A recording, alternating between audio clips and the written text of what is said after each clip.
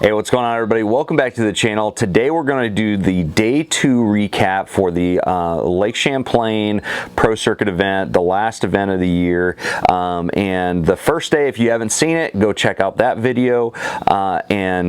We ended up having a pretty decent day that first day. 18.5 pounds, put us in the top 25. You know, that's right where I wanted to be.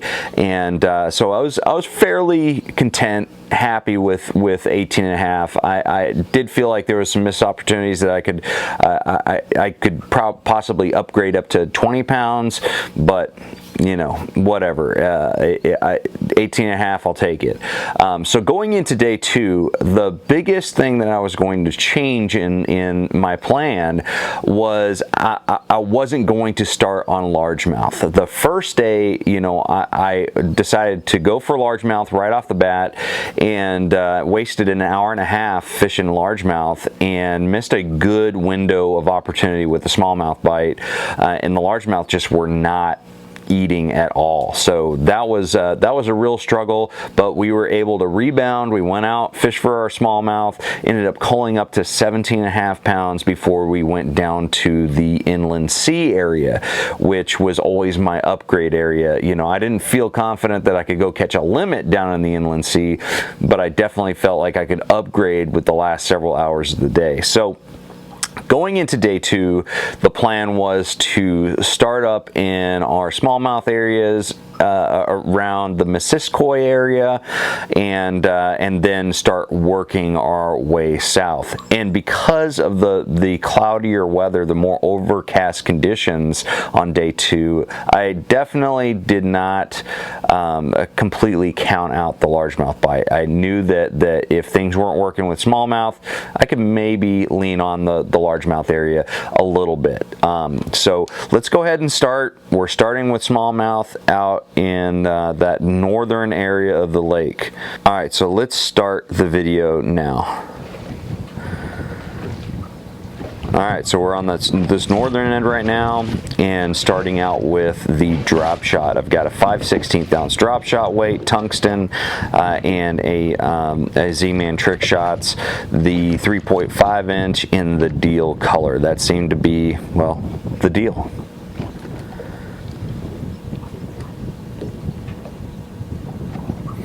And I got my fanny pack on. I know that a lot of you guys are going to comment on that. I like to remain very efficient and have everything that I need: leader material, hooks, weights, you know, and especially the baits. You know, even though the Z-Man trick shots or a Laztec, you know, I'd go through a few of them just because the fish fight so hard, and sometimes they just throw them off the hook. Here we are, hooked up, first smallmouth of the day.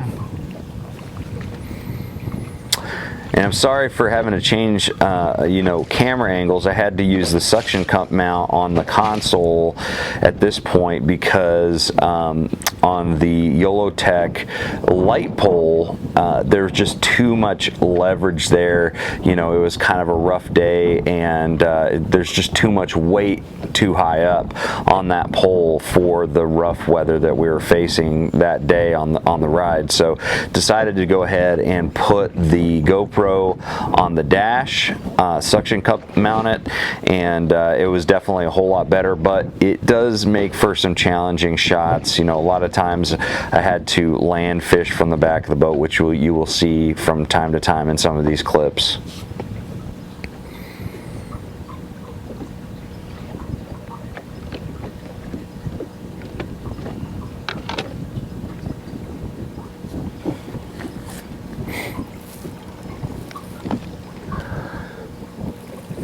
Like here, had to go to the back.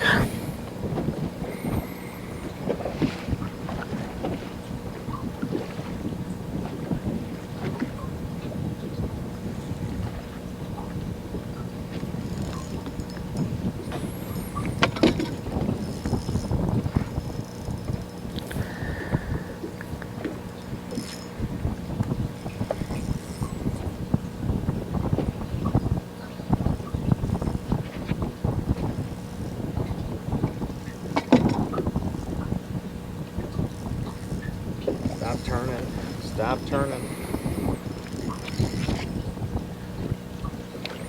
go. All right, number one. Not a bad one. Not a great big one. He's a lot smaller than I thought he was. It's actually not a great one. Like 2.5 pounds. I mean, in this tournament, man, you really needed to have those 3.5 plus pounders. But it's a start. Missed him.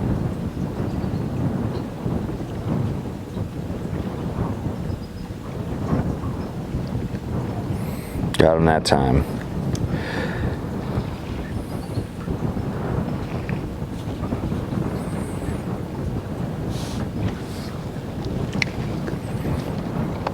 Little guy, but it was a 12-inch minimum, so this one is definitely going to be a keeper, and unfortunately one that I put in the well, but fortunately I'll end up calling him.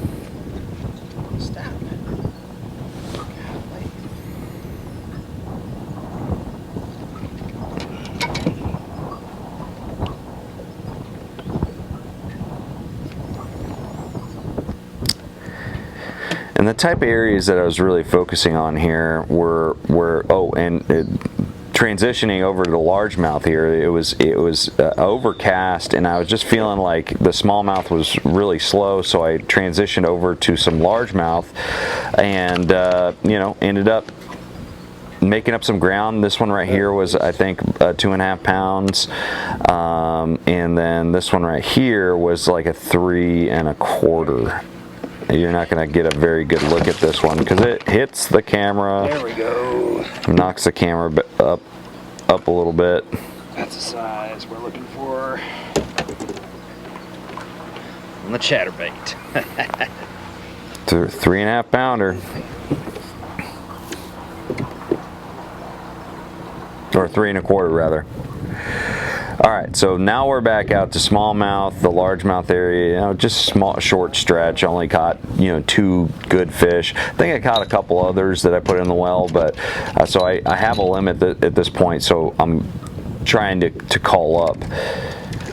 So this particular moment, this was a school that I had been working on for a long time. I caught 2 out of it the first day. That 2 were my bigger fish, and today I have not been able to get them to really fire up on anything. I think I got 1 bite on a drop shot and ended up losing that one right off the bat.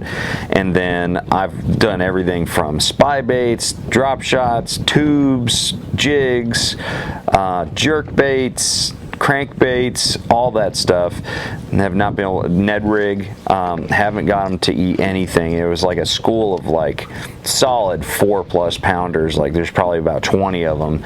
And finally I just pick up this topwater bait. I'm like, man, you know, we're in 12, 14 feet of water. Like maybe they'll commit to the topwater bait, and this is a pretty cool bite.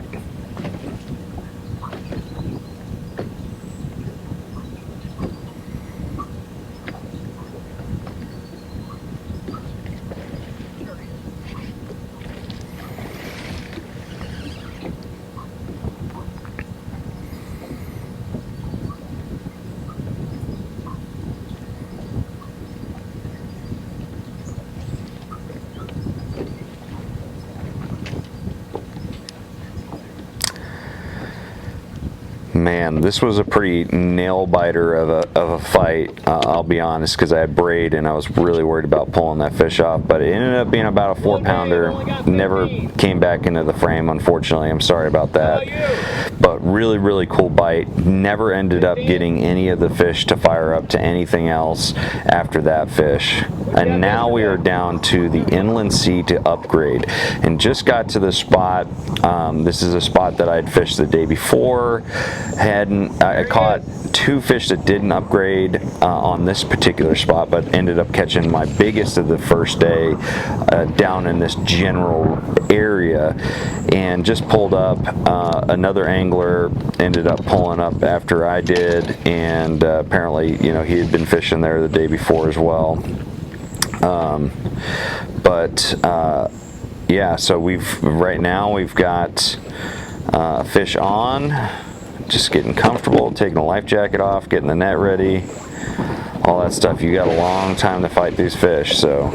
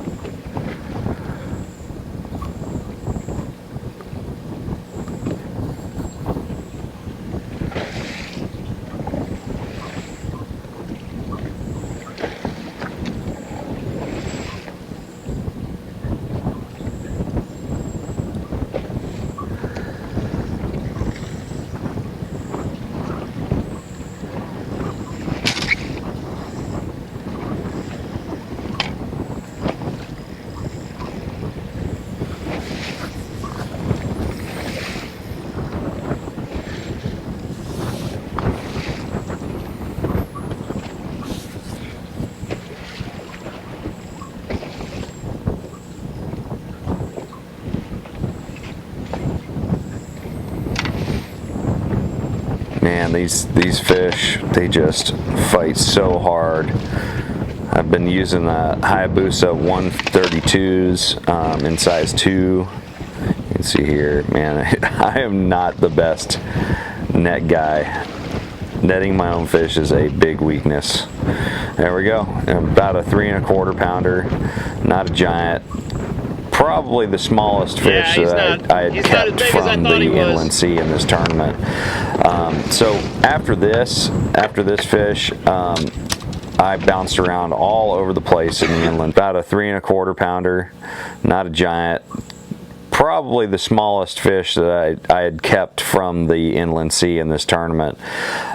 So after this fish, I bounced around all over the place in the inland sea, and never ended up getting another upgrade. And so I had like 2 hours left, and I decided, after hitting all my best spots multiple times sometimes, that I'd make the run back up north near Missisquoi and fish up there for just a couple more hours. It was also getting kind of rough down here in the inland sea, so I bounced around up north, never ended up catching another fish. And then on the way back, and I don't believe I've got footage of it, on the way back I hit a little patch of boulders that I had found in practice that I hadn't hit yet and didn't even plan on hitting it, but because I needed to just stop on something, hit that real quick and ended up catching another fish that was over 3 pounds, and that culled me up to 16.5 pounds for the day. So 16.5 was actually quite a bit below par for this tournament. You really needed that 17.5 to be making any ground, but I was able to lean on my day 1 bag of 18.5 pretty good to squeak into the top 50 for the 3rd day. So I ended up, I think, in 44th or 45th. I think it was 44th after that 2nd day. So we made the top 3 cut. We really made the best of the areas that we had, and we made good decisions. And I don't think on that 2nd day I really lost too many fish. I think I lost a couple, but overall I think that it was a strong day. Even though I wasn't on anything big, I definitely made the best of it. So anyways, that is day 2. It was a lot of fun. Oh, and by the way, that last fish catch that I didn't get on camera was again on the drop shot. Same situation as you just saw on the inland sea here. In the inland sea, something to note is, instead of using the deal colored trick shots, I was going to green pumpkin or darker colored baits in that situation. For some reason in the inland sea, that's what they wanted, and that spot where I caught that last fish was kind of in between my northern area near Missisquoi and down towards the gut where I was cutting through to get back to Plattsburgh. But anyways, guys, that is day number 2. Look out for day number 3. That's going to be coming at you pretty soon, and make sure you check out 44tackle.com for all the different baits that I used in this tournament day. So thank you guys for watching. Make sure you like, share, subscribe. I'm going to see you out on the water.